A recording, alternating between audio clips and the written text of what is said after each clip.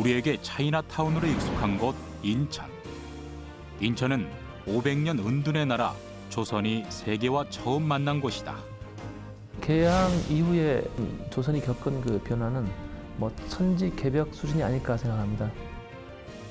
1883년 제물포항이 개항되면서 작은 어촌에 불과했던 마을은 조선과 세계를 잇는 통로가 된다. 개항 이후 제물포를 중심으로 물밀듯이 밀려들어오는 근대 과학의 문명들. 조선은 변화의 물결에 몸을 싣게 되는데 130여 년의 역사를 품고 있는 인천 개항장 일대. 개항이 가져다준 근대 과학의 비밀을 찾아 떠나보자.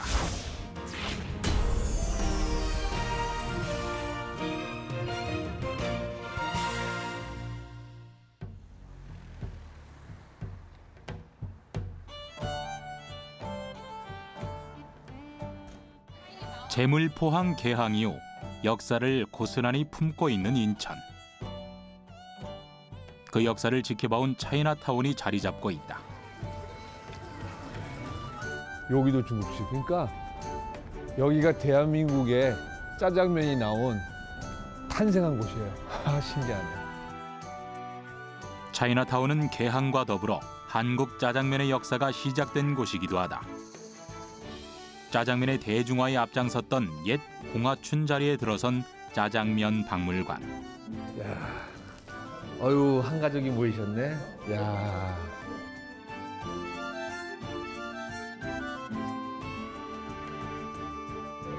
그 예전에 저희 졸업할 때도 이렇게 가족들이 모여서 짜장면을 먹었는데, 야. 아주 즐거운 분인 것 같은데요. 저도 어렸을 때 저 모습으로 짜장면 먹었었는데.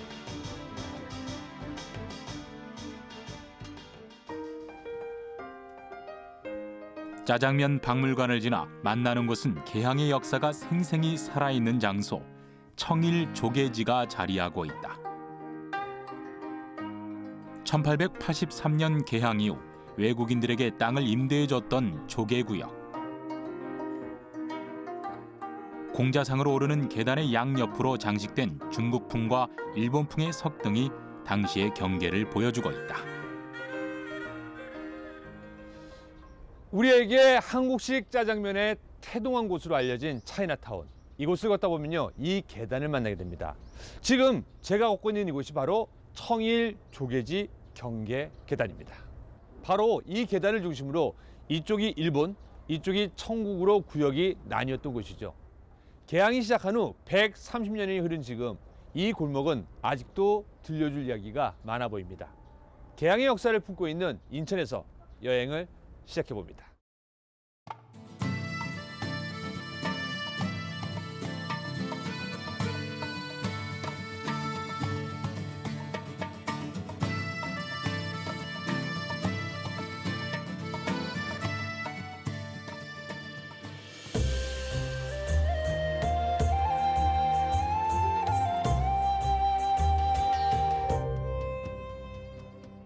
호시탐탐 조선을 노리던 일본은 우니오호 사건을 일으켜 1876년 2월 27일 조일 수호 조규를 맺게 된다.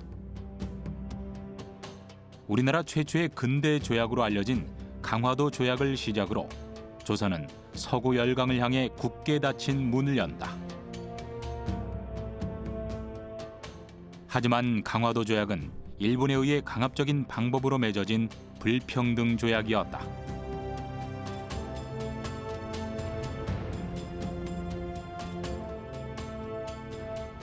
풍상수교 거부 정책이 사라지면서 우물 속 개구리였던 조선은 강화도 조약으로 침략과 경쟁이 난무하는 우물박 정글로 내던져진다. 우선 임진왜란 때 조선 침략의 상륙지였던 부산이 가장 먼저 개항을 시작했고, 뒤이어 조선에서 세력 확장을 노리던 일본은 호시탐탐 남하 정책을 추진하던 러시아를 견제하기 위해 전략적 요충지인 원산항이 개항되고 만다. 하지만 마지막 개항지를 둘러싸고 논쟁이 벌어지기 시작했는데, 그 당시에 인천은 도성인 서울에서 가장 가까운 항구가 아니겠어요? 그래서 이제 인천에 와서 거점을 마련하게 되는 거예요. 조선의 지식인들은 인천 제물포를 개항하는 것은 곧 이 나라를 이 뭔가 일본에게 내주는 것과 같다고 이제 아주 절규를 하게 되죠. 일본으로선 조선을 장악하기 위해 인천 제물포가 개항장으로 적격이었지만 조선 정부에서는 인천을 외세에 넘겨줄 경우 수도 한양이 위협받는 상황. 그런데 이때 수신사로 일본을 방문했던 김홍집이 중국 외교관 황준헌을 만나고 그에 져서 조선 책략을 가져오면서 개화 정책의 변화가 생겨난다. 책에 따르면 러시아의 남하를 막기 위해서는 중국과 친하고 일본과 맺고 미국과 연결해야 한다고 주장했는데 조선 책략의 영향으로 조선 정부 내에서 일본에 대한 경계심이 많이 사라지게 된 것이다. 결국 일본의 침략 의도가 없다는 판단으로 조선은 개항 7년 만에 어렵사리 일본 제물포를 개항하게 된다.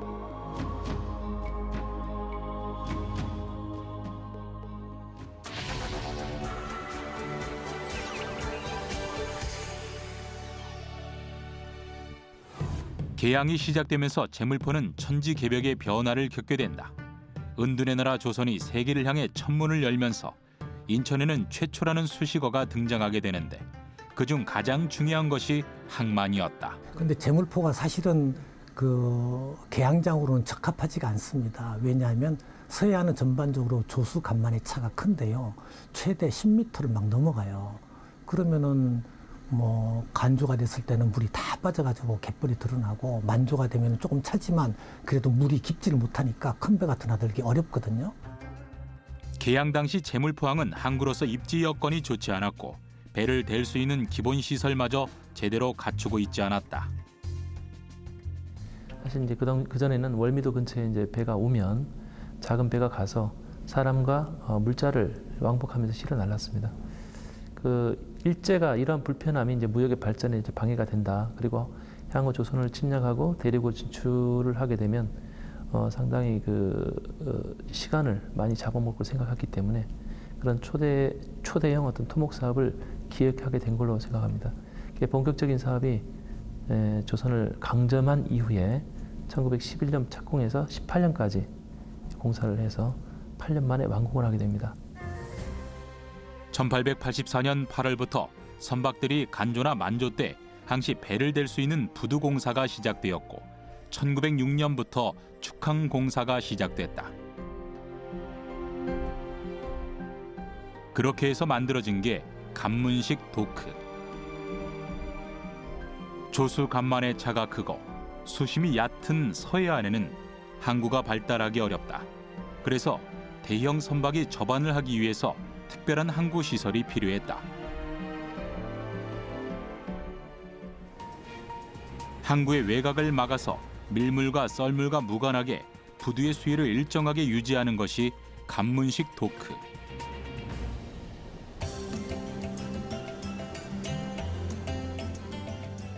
항구 쪽과 바다 쪽에 각각 간문을 설치하고 배가 진입할 때 바다 쪽 간문을 열고 도크 안으로 배가 진입한다. 배가 진입하면 바다 쪽 간문을 닫고 바닷물을 도크 안으로 퍼올려 수위가 항구 쪽과 같아질 때까지 물을 퍼올린 후 수위가 같아지면 항구 쪽 간문을 열고 배가 항구로 진입하게 하는 원리다.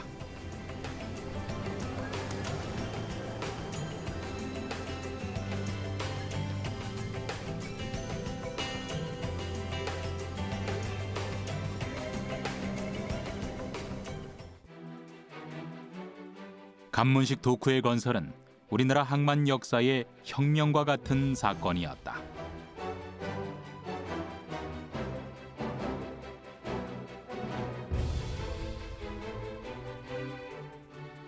개항 후 자연을 극복한 항만이 들어서고 근대 과학의 시발점이 된 최초의 치구소와 천문대가 설치된다. 그리고 경인선 철도가 건설되기에 이른다.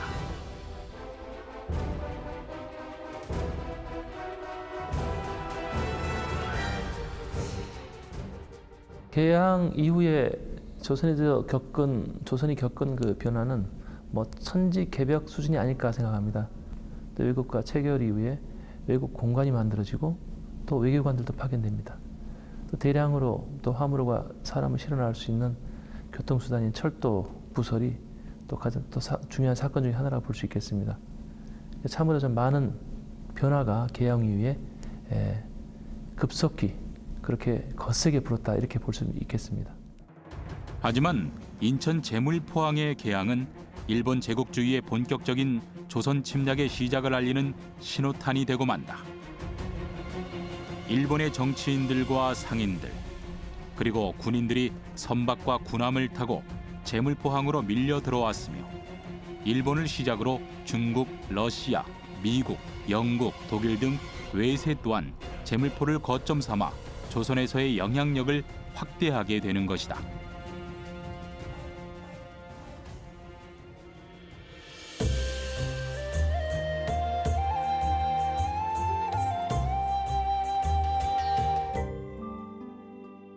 (134년) 전 조개구역이 생기면서 자리를 잡기 시작한 나라는 청국이었다.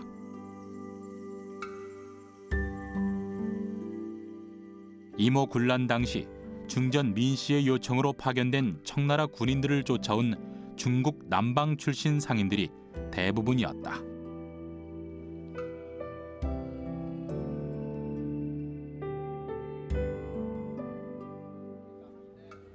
상징적인 지세는 냈지만 땅의 세금은 냈지만 사실은 뭐 거의 강압적인 치외 법권적인 그런 지대였어요. 청국 조계 안에는 바로 신문사도 있었고 감옥도 있었고 경찰서도 있었어요. 오히려 조선의 포절이 함부로 들어가지 못하는 그런 작은 말하자면 소중국이 인천에 있었다. 오랜 기간 화교들의 생활사를 기록해온 사진작가 서은미 씨와 그 발자취를 더듬어봤다.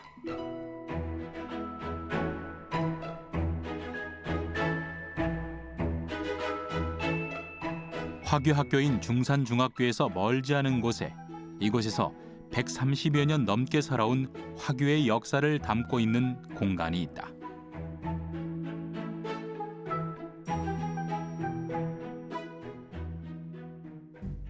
중산중학교 담너머에 자리한 지금의 화교협회 부속 건물로 쓰이는 평의당 건물, 청국의 회의청으로 쓰였던 공간이다.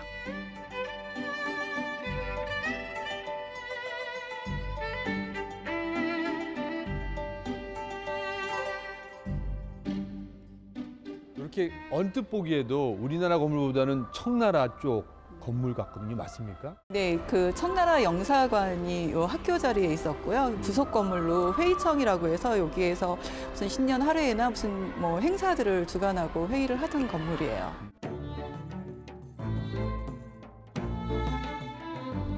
회의청에는 옛 청국 영사관의 흔적을 만날 수도 있는데 근데 지금 보니까요. 여기랑 요거는 좀 주춧돌인가 이게 잘 안 어울리는 것 같은데 이게. 아, 이거는 청나라 영사관의 정문이 지금 학교에 보면 국계계양대가 있는데 그 네네. 밑에 숨었어요, 바닥에. 이렇게 운동장을 넓히느라고 덮어놨는데 거기에 뜬 것을 이쪽으로 옮겨서 여기에다가 입구를 표시하려고 그러니까 그런 흔적들을 남겨놓은 거죠. 그러니까 어찌 보면은 곳곳에 옛날 그 당시의 느낌을 그대로 다 받을 수 있는. 그렇죠. 차이나타운 한복판엔 인천의 터를 잡은 화교들의 오래된 사당 의선당이 있다.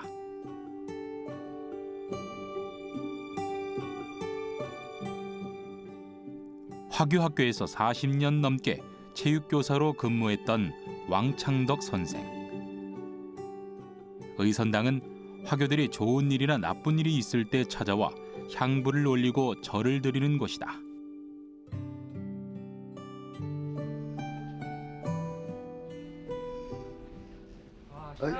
예, 안녕하세요. 안녕하세요. 네. 여기 와서 어떤 걸 소원을 비셨어요?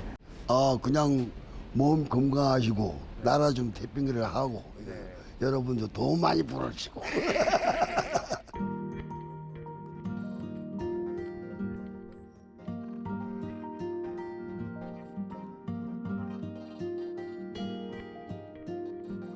의를 지키고 착하게 살겠다는 뜻을 품은 의선당.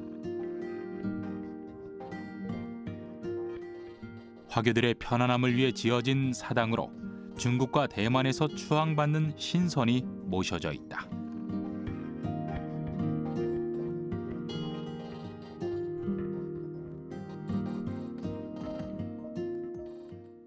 저쪽 끝에는 보면 마조라고 얘기하는데요. 그러니까 서양의 포세이돈하고 같게 보시면 돼요. 그래서 이 마조신은 원래 여기에만 있었던 게 아니고 그 저쪽 앞에 그 항구에 있었는데 그 폭격으로 없어진 거죠. 그때 한국 전쟁 때. 그러고 나서 이제 이쪽에만 마조신이 있고 그런 것들 이제 화교분들이 이제 바다만 있으면 다 다닌다라고 해서 그 마조신이 상당히 또 중요한 의미를 갖고 있어요.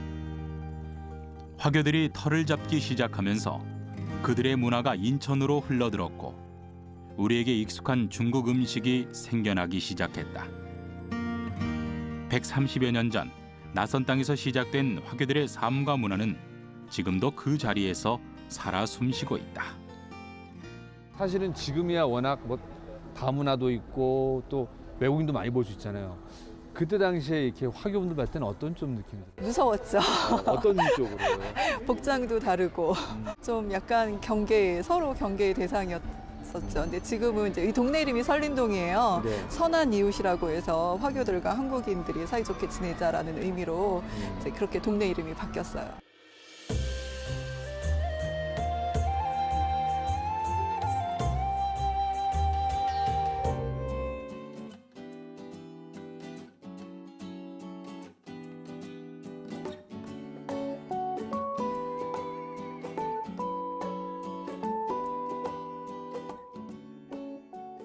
계양장의 중심지에서 만나게 되는 특별한 건물. 인천시 지정 유형문화재 제17호 제물포 구락부다.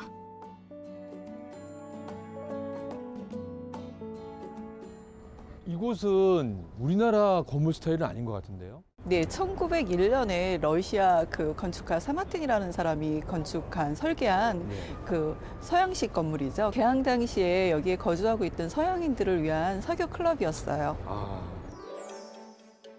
제물포 구락부는 1884년 10월 3일 조선과 각국의 대표들이 체결한 인천 제물포 각국 조계 장정에 따라 조계 당사자 공동의 이익 추구와 조정을 위해 1889년 설치된 자치회의에 해당하는 신동공사의 회관으로 1901년 개관했다.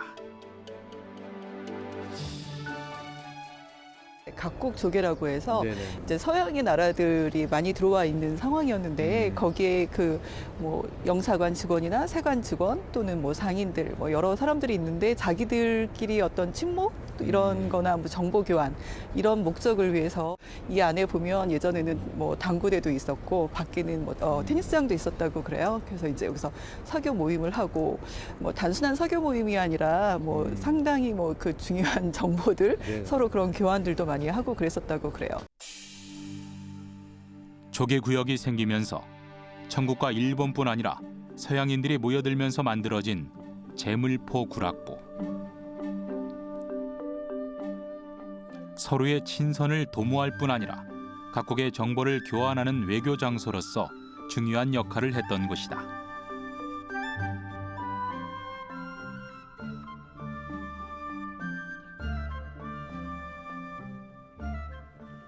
여기가 클럽 아닌가 봐요. 네. 야, 그러면 여기 앉으면 그때 느낌이 날 수 있는데 앉아봐도 되는 건가요? 네. 이게 좀 높아서 네네네. 앉기가 좀 편치는 않아요.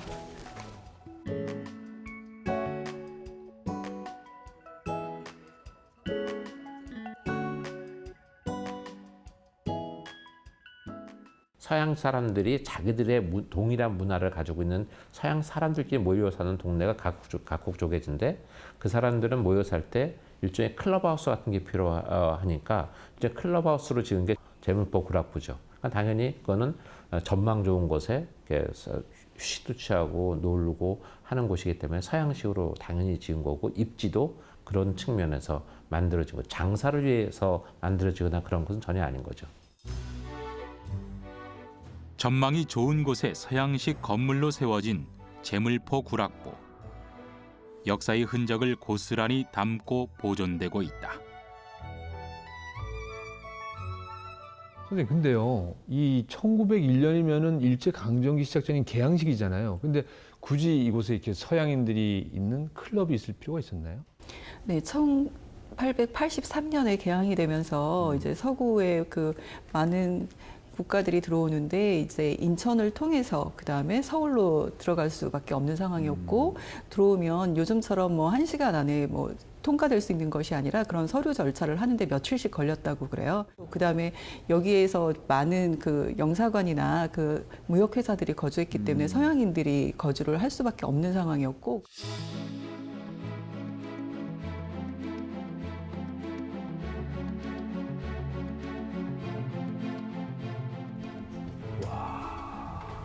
그냥 아래가 다 내려다 보이네요.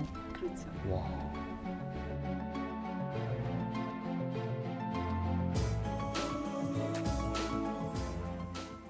건물의 앉는 방식이 조망을 중심으로 지어진 거죠. 우리나라에서 지금은 서양을 향해서 건물이 지어지지 않았을 텐데 그 사람들 입장에서는 이게 휴식을 취하고 노는 곳이기 때문에 서해 바다로 열려 있는 그 구조가 중요하니까. 조계 제도의 폐지로 기능을 상실할 때까지 제물포 구락부는 아주 중요한 외교 장소로서 격동의 역사를 함께했다.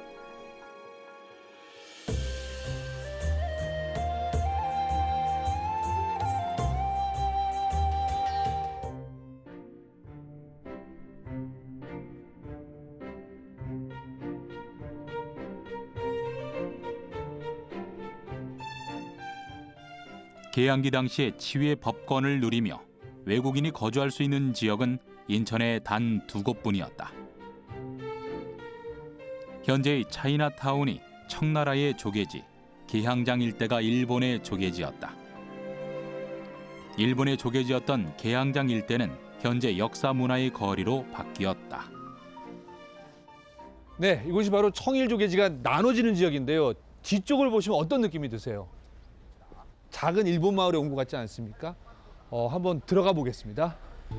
야, 거의 뭐 일본에 온 마을 같은데.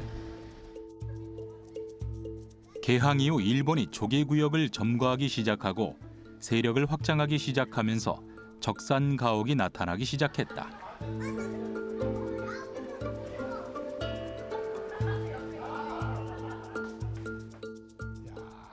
일본의 거리인데. 선생님 안녕하세요. 네, 안녕하세요. 이종복 선생님이시죠? 네, 맞습니다. 반갑습니다. 근데 오면서 느낀 게 저쪽은 완전히 청나라 쪽이고 제가 일본에는 많이 안 갔는데 그냥 일본의 작은 마을을 옮겨놓은 것 같은 느낌. 그렇죠. 그런 분위기죠. 그러니까 이 우리나라 개항장의 특징 가운데서 네. 인천만큼 그러니까 청나라 조계지, 그다음에 일본 조계지 이렇게 양분되어서 명확하게 구분되어 있는 이 경계가 대한민국이 유일해요. 인천이. 네. 개항의 역사가 시작된 곳이라 볼 수 있는 지금의 중구청 일대는 일본 영사관이 세워졌던 곳. 당시 일본의 입지가 어느 정도였는지 가늠할 수 있는 장소다. 이 자리의 연역은 원래 1882년 12월 일본 영사관이 최초로 세워졌던 곳이에요. 영사관 자리네요. 영사관 자리. 네네. 그러니까 해가 잘 드는 남쪽을 하고 뒤에 산이 등지고 앞에 이제 물 바다가 보이는. 바다가 보이고 뒤에 산이 그렇지. 있으니까. 그러니까 소위 말해서 이제 억지로 붙이면 이제 배산 임수지형인데 네네네네. 그러니까 일본 사람들이 이렇게 1등급지에다가 이렇게 영사관을 짐으로 해서 자기들의 어떤 그 선점을 먼저 아주 재빠르게 했다. 이렇게 하시면 되겠죠. 요즘 말로 치면 알짜배기 당을 다 뺏어갔다라고 생각해도 돼요. 그렇죠, 그렇죠.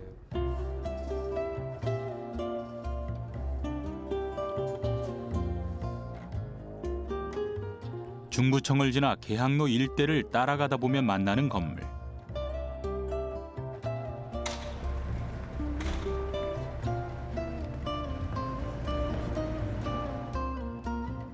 쌀과 자파를 실어 나르는 기선을 운행했던 회사다. 1888년에 지어진 건물로 추정된다. 아마 인천에서는 아마 최초의 서양식 건물일 거예요. 그때 당시의 외형을 그대로 이어온 거 보니까 아주 상당히 역사적으로 매우 아주 깊죠. 그때 당시에는 어떤 용도로 쓰였던 건가요? 그때 당시에는 원래 정식 명칭은 네. 일본 우선 주식회사, 바다하고 항구가 여기였었기 때문에 여기에서 접근성이 아주 굉장히 좋고, 또 여러분들이 이제 보시면 알겠지만 아까 우리 올라왔던 여기까지가 그 물이 들어왔던, 그러니까 밀물 당시에는 그 배가 접안하기 좋았던 공간이었기 때문에 바로 사무실 겸 창고 겸 그렇게 활용됐던 공간이에요. 1883년 개항 이후 인천은 국제 물자 운송의 요충지였다. 뿐만 아니라 인천항에서 강화를 거쳐 한강을 거슬러 올라가 노량진에 이르는 국내 항구로서의 역할도 했다. 이에 따라 인천에는 일본 해운 회사들의 본점 혹은 지점이 설치됐다.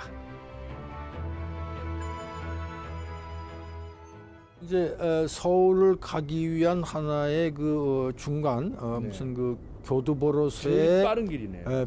역할을 했지만은 또 한편으로 보면 외국인들의 거점이 된 거예요. 경제적인 거점이. 일본의 야욕은 여기서 그치지 않고 이제 자본 잠식의 과정으로 가속도를 내기 시작하는데,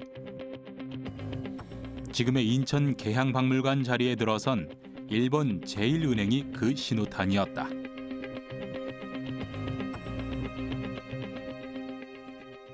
처음에 시작은 출장소로 시작을 했었고, 이후에 이제 1883년에 이제 인천지점으로 승격이 되면서 본격적인 은행 업무를 시작하게 됐습니다.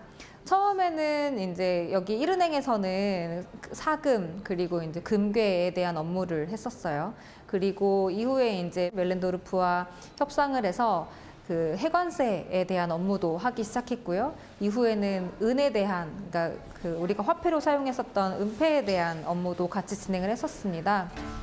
개항전 당시 상평통보나 당호전과 같은 화폐를 사용했던 우리나라는 개항 이후 돈의 가치가 하락하기 시작한다. 돈의 유통 자체도 어렵고 돈을 만들 돈이 없는 상황. 지금의 조폐회사격인 전환국에서 보조 업무를 했던 안경수라는 사람이 일본으로 건너가 일본에서 돈을 빌려오게 되는데, 조건을 하나 걸었어요. 우리나라 일본이랑 똑같은 화폐 형태의 화폐와 똑같은 무게, 똑같은 그 가치의 화폐를 만들면 우리가 돈 만드는 자금을 대주겠다라고 약속을 합니다. 그래서 그 당시부터는 인천에 혹은 경성에 전환국을 만들어서 화폐를, 신식 화폐를 만들게 돼요.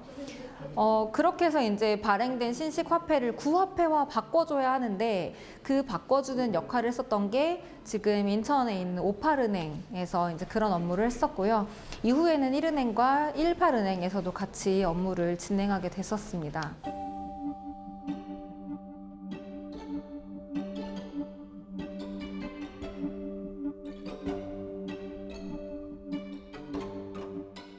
그렇게 자본 잠식의 목적으로 은행이 세워지기 시작했는데, 왜 이 은행들이 한 곳에 집중되어 있는 것일까?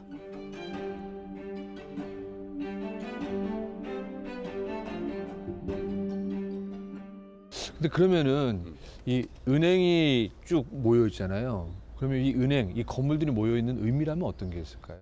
근대식 그 금융권이 최초로 인천에서 이렇게 도열해 있다라고 하는 것, 네. 이런 것에 일단 의미를 둘 수가 있고, 그다음에 두 번째 의미는 그 세계 경제에 축소된 형태로서 인천이 이렇게 그 근대 시대에 이렇게 발돋움하고 있었다, 태동하고 있었다, 이렇게 표현이 되죠. 자본가의 거리, 은행 거리가 형성되었고 상인들이 몰려오면서 인천은 무역 상인들 간의 각축장으로 변하는데, 1894년경까지는 청나라 상인과 일본 상인들이 인천의 상권을 장악하기 위해서 치열한 경쟁을 벌이지만 무역에 있어서는 일본이 조금 유리하고 정치 외교적인 측면에서는 청나라가 조금 우세한 그런 분위기를 보이고 있었다. 1894년 이후에 청일전쟁 이후에는 뭐 완전히 일본 사람들에 의해서 상권이 장악됩니다. 청일 간 상인들의 상권을 둘러싼 무역 경쟁이 치열해지기 시작했다. 뿐만 아니라 외국 자본의 횡포로 인해 조선의 소가죽, 호피, 인삼, 쌀 등이 헐값에 팔려나가기 시작한다.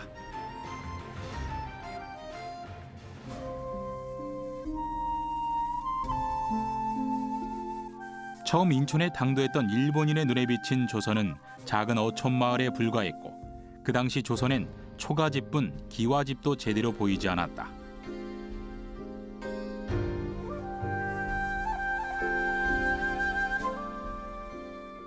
(1883년) 이전에, 그러니까 1800년 초반, 중반 이때는 기록에 의하면 인천은 원래 이제 50호라고 하면 1호당 한 4명 정도 잡거든요.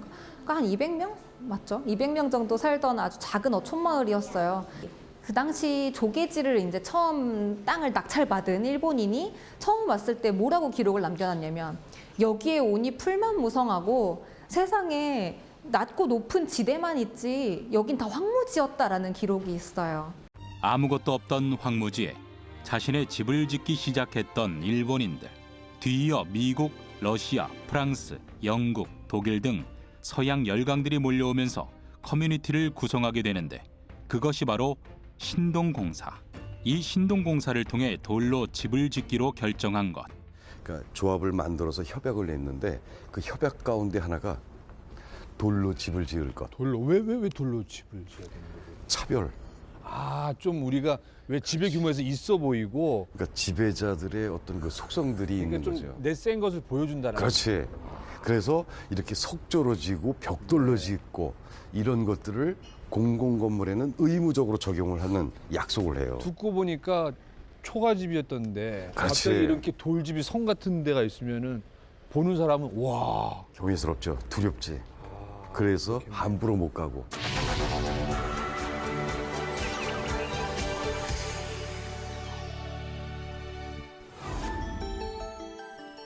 개항 이후 일본이 짓기 시작한 은행 건물은 당시엔 보기 드물게 신고전주의 양식을 채택하고 있는데 그 과정에는 숨겨진 비밀이 있다. 초기에 일본이 이제 우리나라에 진출할 때는 정치적인 목적은 뒤로 숨기고 일단 경제적인 이익을 취하는 것이 목적이었기 때문에 이 은행의 그 침투가 굉장히 활발했죠. 당시로서는 굉장히 보기 드물게 신고전주의 건축 양식으로 지어집니다. 개항 이후 시작된 건축 부분의 큰 변화는 바로 벽돌을 쌓는 것이었다. 벽돌을 하나하나 쌓는 것은 지금 보면 아무것도 아닌 것 같지만 그 당시로 보면 우리나라 문화에서 보면 거의 신기술에 가깝습니다. 우리나라는 전통적으로 벽돌을 거의 사용하지 않다가 우리가 수원성의 벽돌을 사용하는 것으로 알고 있는데 당시 실학파들이 청나라의 그 앞선 기술 중에서 우리한테 실질적으로 도움이 되는 건축술을 받아들이는데 그것이 이 벽돌입니다. 대표적인 것이. 그런데 그 이후에도 우리나라에서 벽돌은 보편적인 것이 되지 않았는데 인천을 비롯한 개항장에 이제 벽돌로 지어진 건축물들이 대거 들어서게 되죠. 전통적으로 우리나라 건축이나 일본 건축, 중국 건축은 기둥과 보를 사용하는 목조 가구식 구조로 지어진다는 면에서 기본적으로 같다. 그런데 일본이 서양의 북미 선교사들을 통해서 북미식 비닐 판벽, 투바이포 공법을 들여오면서 서양식 목구조와 일본의 목구조 양식이 혼합된 건축물이 만들어지게 된다.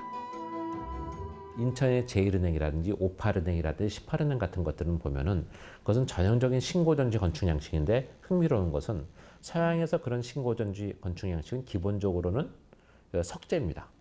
그런데 그 건물들은 대부분 벽돌이거나 나무로 지어졌는데 마치 멀리서 보면은 돌로 지은 것처럼 만든 거죠. 당시의 일본의 입장에서는 서양의 건축 양식을 막 배우고 있는 단계였기 때문에 서양에서의 돌을 다루는 기술이 뛰어나지 않고 상대적으로 나무는 다루기가 쉽기 때문에 나무로 번안된 그 그 서양식 신고전주의 건축이 개항장에 많이 들어서게 됩니다. 그렇다면 오늘날 당시의 흔적을 엿볼 수 있는 건물이 남아 있을까?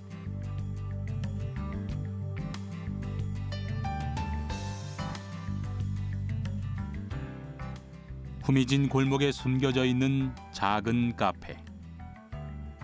일본에서 건축사를 전공한 이의중 씨는 몇 년 전 이 공간을 인수했다.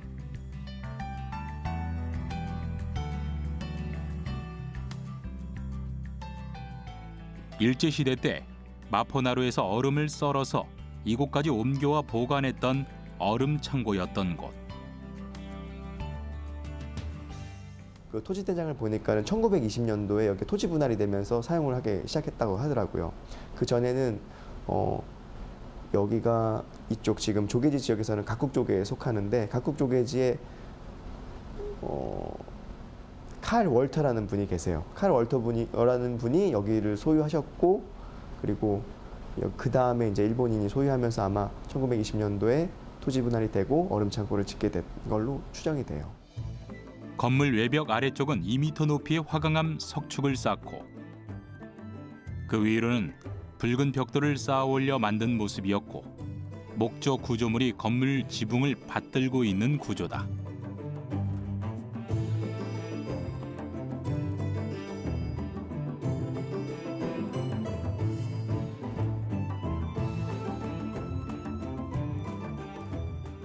여기 상부에 보이는 목조 트러스 구조가 이제 이 동네 계양장 지구에서 주로 보이는 그런 창고의 지붕 구조인데요.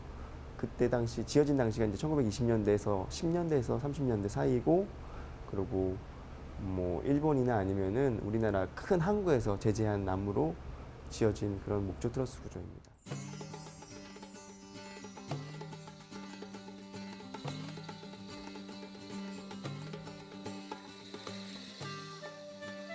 계항지구에서 일본인이 사용했던 건물의 특징을 살펴보면 상부 트러스 구조 그리고 돌짜임 방식에 있다.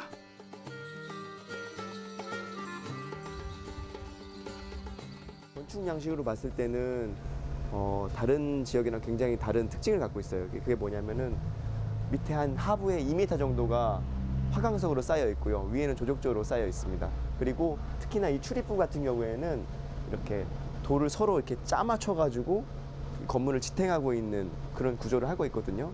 이런 구조는 사실은 우리나라에서 많이 보이지는 않고요. 일본에 있는 건물에서 많이 보이는 구조입니다. 1883년 조성돼 1910년까지 조성되었던 청일 조계지는 1910년 일본 상인들의 주거지로 바뀌면서 인천에 사는 일본인들의 거주 지역을 확장하기 위해 터널을 뚫기 시작한다. 그렇게 해서 1906년에서 1908년까지 뚫은 작은 터널이 지금의 홍해문이다.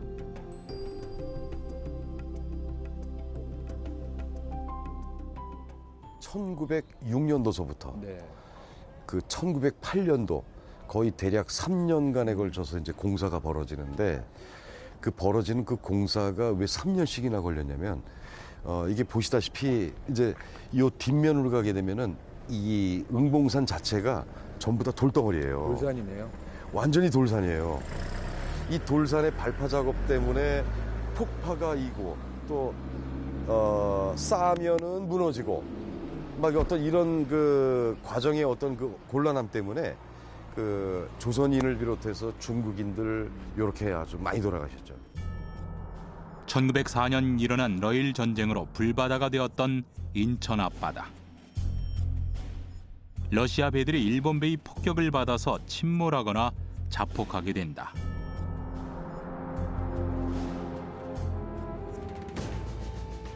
승리한 일본은 이곳에 상주하면서 세력을 더 확장시키려는 야심을 펼치게 되는데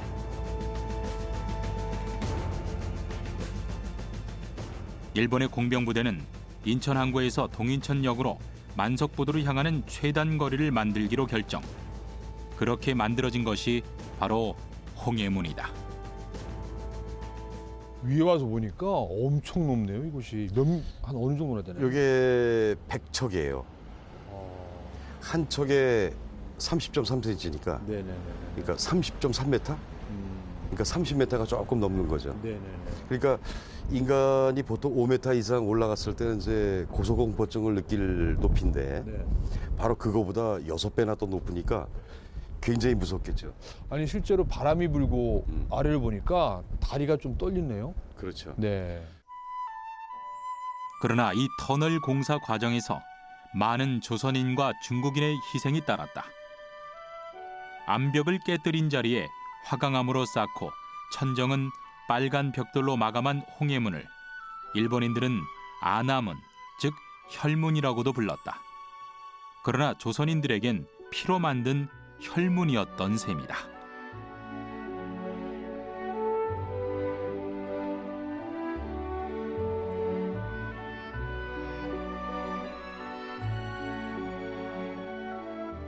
우리가 오늘 쭉 보면서 어떤 걸 좀 갖고 가면 좋을까요? 이 개항장이 주는 어떤 그 큰 의미는 근대 시설물이 많다.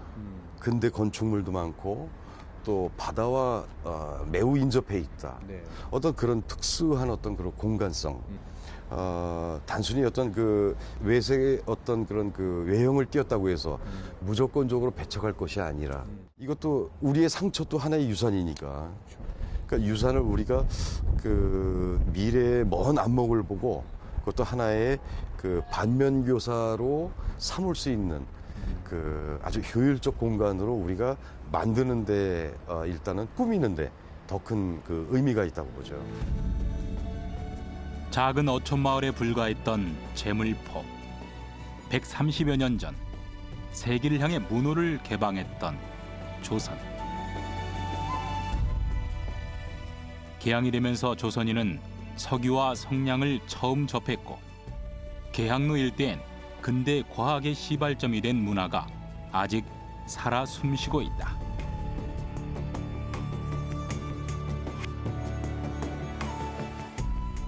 새로운 문명과 만나 근대 도시로 나아가기 위해 노력했던 인천. 그곳에 또 다른 세계를 열기 위해 노력했던 선조들의 노력이 숨겨져 있다.